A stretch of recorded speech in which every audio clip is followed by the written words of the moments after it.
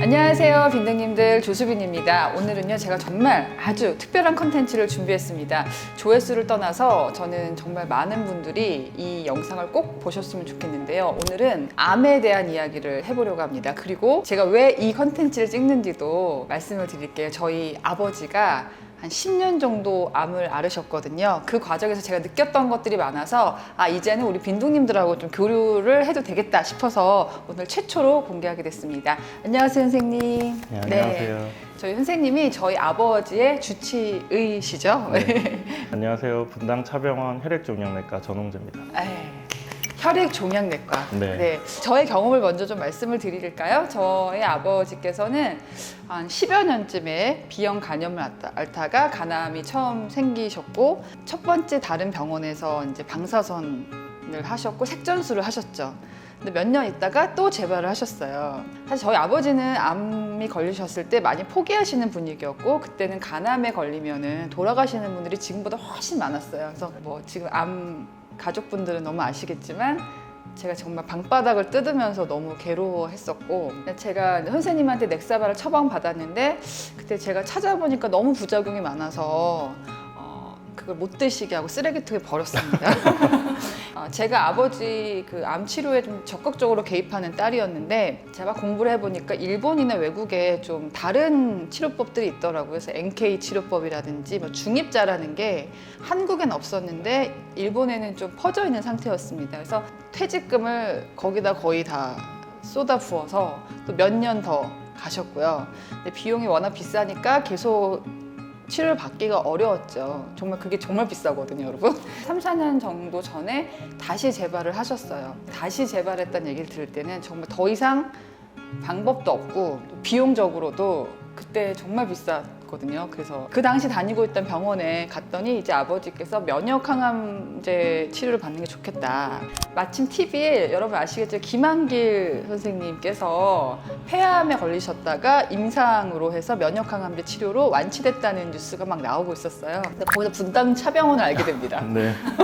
근데 그래서 저는 면역 항암제에 대한 희망을 품고 검색을 막 했더니 간사랑 카페라고 있어요, 네이버에서. 제가 이 얘기를 자세하게 드리는 말씀이 저처럼 정보를 찾고 계시는 분이 있을 것 같아요. 간사랑 카페를 가입을 했는데 거기서 태화강이라는 네. 카페 운영자분께서 운영자님이 제가 누군지는 모르고 전화를 친절하게 받아주셨어요. 그리고 선생님을 적극 추천해 주셔서 처음 만나게 되었습니다. 사실 이 10년 스토리만 갖고도 1시간짜리 영상 만들 수 있을 것 같아요. 근데 제가 지금 굉장히 나름 추격해서 얘기해도 긴 얘기였고, 그 과정에서 저는 이제 부모님이 돌아가실 수 있다는 거. 그때는 간암이면 거의 뭐 5년 정도? 네, 예후가 나쁜 암 중에 하나죠. 그리고 저희 아빠도 위치가 되게 안 좋으셔서 네. 그때 4기 진단을 처음부터 받으셨는데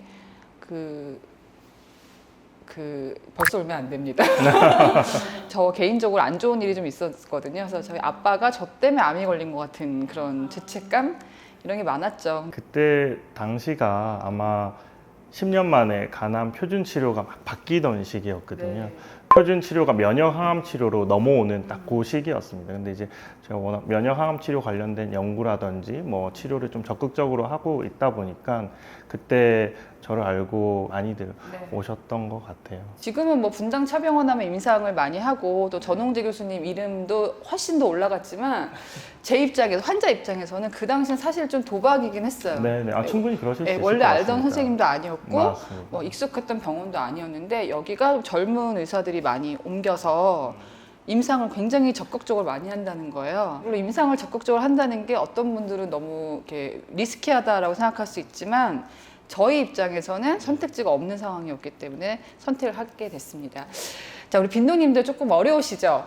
표준 치료 면역 항암제가 굉장히 어려운데 저희가 지금부터 하나하나 풀도록 하겠습니다. 대한민국 국민의 30%는 죽기 전에 한 번은 암을 경험한다고 해요. 아마 그 가족분들까지 확정이 되면은 암에 대해 경험하시는 분들이 되게 많을 거예요. 그래서 오늘은 제가 암 환자의 가족으로서 겪었던 10년, 그리고 선생님이 어떤 연구를 하고 계시는지, 또 어떤 에피소드가 있으신지 얘기를 듣도록 하겠습니다.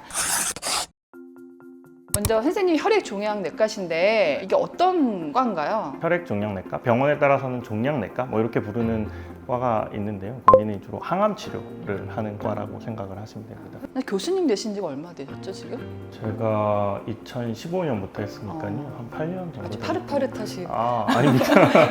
제가 펠로우 기간도 길었고 네. 뭐 이래서 네, 나이는 좀 많습니다. 근데 제가 그동안 뵀던 의사 선생님들보다 확실히 젊으셨었거든요. 네네네. 그 당시 처음 뵀을 때는. 네. 혈액종양내과가 항암내과다라고 생각하면 거의 맞을 것 같은데 그 중에서도 어느 분야를 보세요? 항암 치료제도 이제 세대를 거치면서 발전을 했는데요. 옛날에는 1세대 항암제, 세포독성 항암제, 그리고 2세대 표적 치료제, 그리고 2010년 이후로는 면역 항암제 이렇게 이제 가고 두루두루 다 쓰긴 하지만 면역 항암제 관련된 연구들을 많이 하고 있고 치료도 많이 하고 제가 있습니다. 딱 면역 항암제 하실 때 했던 거죠. 네. 그러니까 항암이라고 하면 우리가 되게 무서운 이미지가 있어요. 저도 아버지가 처음에 항암한다고 할 때 당연히 머리털은 빠지고 몸이 아프고 구토하고 이렇게 생각을 했었거든요. 네, 그게 1세대 항암제고요. 1세대 항암제는 처음 출발점이 2차 세계대전 때 사용했던 화학 무기를 조금 변형해가지고 이제 혈액암 환자분들 치료하면서 그게 사용됐거든요. 그러다 보니까 부작용이 꽤 많습니다. 빨리 자라는 세포들을 타겟으로 하기 때문에 뭐 머리카락이 빠지기도 하고 점막 세포들이 손상을 일으키기 때문에 구역구토 그리고 뭐 설사 뭐 우리가 알고 있는 일반적인 부작용이 1세대 항암제의 부작용들이고요. 2세대 항암제로 넘어오면서는 사실 표적이 있는 분들 2000년대 시작이 됐는데 그런 표적이 있는 분들에 대해서 그런 표적 치료제를 썼을 때 드라마틱한 효과들이 그 나타나면서 암을 타겟팅해서 네. 한다. 그래서 사실 2000년도 딱 그때는 암이 이제 정복될 거다라고 했었어요. 타임 매거진에도 그렇게 이제 나오고 막 그랬었는데 사실 그렇지가 않았죠. 왜냐하면 저희가 해봤더니 암 환자분들 중에서 표적을 가지고 있는 환자분들은 일부에 속하고 그리고 이 표적 항암 치료제는 어느 정도 사용을 하다가 효과가 있다 하더라도 시간이 지나면 내성이 생겨서 결국은 네, 병이 진행하고 환자분들이 결국 이제 우리 곁에 떠나게 되는 상황들이 많았는데 3세대 면역 항암제는 사실 치료 효과가 있는 경우에는 그게 뭐 사기암 환자라 하더라도 뭐 2년, 3년, 4년 뭐 완치에 가까운 효과들이 나타나게 되면서 1세대, 2세대 항암제 그런 모자란 부분들을 좀 보충해주는 효과가 있고 그리고 부작용이 굉장히 적은 게 특징이거든요. 우리 몸의 타겟이 암이 아니고 우리가 가지고 있는 면역 체계입니다. 그래서 면역계의 그런 힘을 올려서 암과 싸우도록 만드는 거기 때문에 좀 더 보편적인 기전을 가지고 있어서 훨씬 더 부작용이 적고 그래서 뭐 사실 제가 치료하고 있는 굉장히 많은 환자분들 중에서 뭐 한 절반 이상은 왜 맞았는데 느낌이 없냐 이렇게 얘기하시는 분들도 꽤 있을 정도로 부작용이 없는 게 큰 특징입니다. 저는 면역에 대해서 안 건 한 7년 전쯤이었어요. 그때는 일본이 뭐 네. 줄기세포나 NK라고 해서 그걸 많이 한다고 했는데 그게 사람들이 안 아프다는 거예요.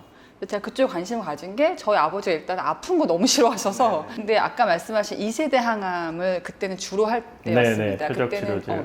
의사 선생님이 다른 거 얘기 안 하고 넥사바 얘기. 바로 넥사바를 네. 얘기하실 때였는데 제가 공부를 해보니까 네. 이 확률이 너무 적고 맞아요. 그냥 조금 더 3개월, 4개월 맞습니다. 늘리는 제대로 거라서 공부를 하셨네요. 저는 이렇게 오늘 영상에서 꼭 드리고 싶은 말씀이 암에 걸리신 분들은 그거 같아요. 의사 선생님 말을 잘 들어야 되겠지만 공부도 하셔야 또 공부도 해야 네. 되는 거냐면 의사 선생님들은 바쁘시기 때문에 자세히 설명을 못 해주시더라고요. 그래서 제가 집에서 막 검색을 해보고 삶의 질이냐 몇 달을 늘리는 게 더 중요하냐를 판단했을 때 저는 그냥 아버지가 아프다가 돌아가시는 거는 원하지 않았거든요. 아버지한테 그 얘기했던 것 같아요. 좀 몇 년 있으면 좋은 약이 나오니까 그때까지만 버티면 된다. 근데 진짜 그런 날이 온 거예요. 제 입장에서. 저보다 더 이렇게 더 잘 앞을 내다보시는 것 같은데. 근데 아마 저희 아버지가 처음 선생님 뵌 지가 3년 됐으니까 네, 네, 그 네. 뒤로도 많이 발전을 했을 거라는 생각이 드는데요. 선생님 혈액종양내과에서도 네. 어느 부위를 하시나요, 그러면? 저는 소화기 암을 하고요. 소화기 암이라고 하면 뭐 위암, 대장암 이 메인이라고 생각할 수 있는데 처음에는 좀 그렇게 다양한 암 보다가요. 요즘에는 이제 조금 줄여서 좀 예후가 나쁘지만 덜 흔한 췌장암, 담도암, 간암 이쪽 간담체암 환자분들을 주로 보고 있습니다. 그 세 암 모두가 생존율이 상당히 낮지 않나요? 맞습니다. 다른 암에 비해서 뭐 요즘은 위암, 대장암 같은 경우는 조기에 발견율이 높아지면서 한 7, 80%까지 올라갔거든요. 네. 근데 뭐 췌장암 같은 경우는 여전히 10% 조금 넘고 담도암 같은 경우는 뭐 30%뭐 이런 상황들이라서 간암도 여전히 비슷하고요. 그래서 아직까지 갈 길이 조금 있지만 누군가는 무슨 역할을 해야 되는 그런 암이 이런 간담체암입니다. 굉장히 어려운 분야에 발을 들이셨네요. 근데 네. 그래서 또 의미도 있는 것 같아요. 제가 할 역할들이 있는 것 같아요. 보람도 크시죠. 힘들기도 하지만. 좋아지는 환자분들을 보면 보람이 너무 크죠. 잘 선택했다라는 생각. 그리고 이제 환자분들이 진단돼서 오셨을 때 사실 넥사바 이런 약 하나만 있었으면 제가 굉장히 무기력했을 거예요. 근데 이제 요즘 들어서는 이제 이 흔하지 않은 암이지만 여기에도 관심이 많이 쏠리면서 약제 개발들이 다국적 제약회사들이 많이 하고 있거든요. 무기가 점점 많아지고 있고 제가 해드릴 수 있는 것들이 조금씩 더 생기고 있어서 하길 잘했다라는 생각들 많이 하고 있습니다. 저희 아버지는 마지막 재발하신 3년 정도 됐는데 예후가 궁금하시죠? 다행히도 지금 암세포는 많이 줄어드셨고요. 대신에 그 이전에 받았던 치료, 뭐 방사선 치료 이런 것들이 좀 부작용이 조금 생기신 상태긴 해요. 뭐 조직이 죽는 괴사를 한다든지. 근데 선생님한테 여쭤보니까 예전에는 암 환자들이 그렇게 방사선 치료받고 오래 못 살았기 때문에 부작용까지 경험 안 했던 거다 말씀을 해주시더라고요. 사실 아버님은 티센트릭 아바스틴이라는 그 면역 항암제를 2년 치료하는 게 표준인데요. 물론 모든 환자분들이 그 2년 치료를 마치실 수 있는 건 아니에요. 저희가 해보면 20% 미만의 환자분들이 2년 치료를 마치시는 운 좋은 그 반응이 있는 환자분들에 속하시고 아버님은 다행히 20% 안에 그 안에 들어가셨군요. 속하셨을 뿐 아니라 지금은 사실 영상학적으로도 보면 병이 암이 거의 안 보일 정도로 우리가 영상학적인 완전 간해라고 하거든요. 그 정도로 많이 좋아지신 상황이고요. 사실 암이라는 게 되게 어렵구나 하는 생각이 들었던 게 제가 처음에 아버지 발병했을 때는 뭐 암세포, 전이 이런 걸 막으면 된다고 생각했는데 그걸 위해서 방사선 치료도 받고 색전술도 하시고 이러다 보니까 이 다른 합병증들 때문에 몸이 안 좋아지시긴 하더라고요. 그런 것들이 조금 남아있긴 하지만 그 당시에는 또 그게 최선이었어요. 네, 그걸 안 했을 경우에는 암이 커지고 네. 정말 생명을 위협할 수 있을 정도 병이 번질 수가 있었기 때문에 뭐 사실은 얻는 게 있으면 조금 잃는 게 있다라고 생각을 했었어요. 언젠간 이 경험을 공유하고 싶었던 게 제가 딱 아까 말씀하신 2세대, 3세대 넘어가는 과정에 아버지가 아프셨기 때문에 네. 그 변화를 너무 제가 실감을 많이 했습니다. 선생님 혈액 종양 선택하신 뭐 계기가 있으세요? 네, 학생 때는 내과를 하고 싶었고요. 그냥 일반인들은 잘 모르실 거예요. 저는 사실은 의대 들어오기 전까지 내과, 외과 차이도 잘 몰랐었거든요. 외과는 수술하는 거. 외과는 뭐 그냥 약 주사 치료와 놓는 거. 뭐 그렇게 생각을 하는데 네. 내과 내에는 심장내과, 뭐 호흡기 내과, 소화기 내과, 류마티스 보는 내과 뭐 엄청 많거든요. 그 중에서 이제 하나가 종양내과고요. 사실은 어떻게 보면은 내과 중에서 제일 안 유명한 과긴 하지만 지금 웬만한 병은 꽤 컨트롤이 잘 돼요. 그래요? 그래서 우리 환자분들이나 이런 분들이 특별한 병이 아니면 우리나라 의료 시스템도 좋기 때문에 어떤 병을 알았을 때 대부분 완치가 되고 그 병으로 인해서 돌아가시는 부분들이 거의 없습니다. 근데 이제 암은 그렇지가 않거든요. 마지막에 이제 남아있는 분야가 암이고 그래서 제가 생각했을 때는 암을 좀 전공하면 이래저래 내가 할 일이 좀 있지 않을까라는 생각을 막연히 했었던 것 같습니다. 선생님이 되게 실력도 있으신데 인품이 좋으세요. 아니, 앞에 두고 저희가 이제 간사랑 카페에서 저희 선생님들 거의 팬클럽 같이 있습니다. 네. 표적 치료에서 면역 항암 네. 치료로 넘어올 때 그때는 센세이션을 했어요, 그게. 네, 그리고 이제 아직 우리나라에서 승인이 안 됐을 상황이었어요. 그래서 그 약을 쓰고 싶어도 돈이 있어도 사실 쓸 수 없는 기관들이 있었거든요. 그 약을 만든 곳이 이제 로슈라는 제약사인데요. 미국에선 승인이 됐는데 아직 한국에서 승인이 안 됐고 그리고 한국 의사들이 아직 이 약에 대한 경험이 많지 않았기 때문에 한 300케이스 정도를 저희 우리나라에서 한번 쓸 수 있게 무상으로 공급해준 프로그램이 있었어요. 그래서 제가 블로그를 하고 있거든요. 뭐 이렇게 자주 하지는 못하지만 어쨌든 거기에다가 그런 것들을 올렸어요. 무상 프로그램이 있으니까. 그때 제가 알게 된 거죠, 선생님은. 네, 그게 아마 말씀하신 한우에도 들어가고 그렇게 되면서 더 많은 분들이 오셨던 것 같고 특히 이제 저희 기관에 그런 환자분들이 받을 수 있는 기회를 제일 많이 주셨어요. 저희 우리나라에서 제일 많이 받았거든요. 그래서 꽤 많은 분들이 그 치료를 받으셨고 제가 최근에 그 데이터를 보니까 한 30% 환자분들이 2년 치료 마치셨더라고요. 그래서 네, 뿌듯했죠.